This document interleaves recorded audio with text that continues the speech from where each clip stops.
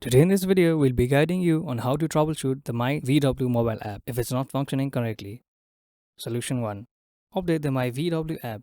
First, make sure you are using the latest version of the app. Open the App Store on your device. Tap the search icon in the bottom right corner and look for myVW app.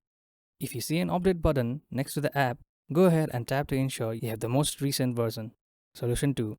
Clear the myVW app cache. If the issue continues, you'll need to clear the app cache. Go to General inside your device settings, then tap on iPhone Storage. Search for the myVW mobile app and select it.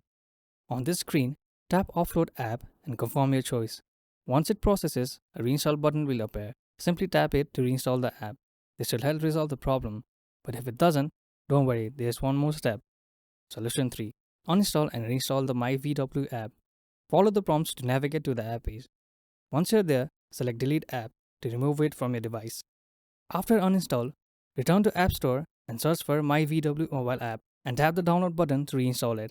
And hopefully, this will fix the issue. Thank you for watching. If you find this video helpful, please don't forget to give it a thumbs up and subscribe to our channel for more.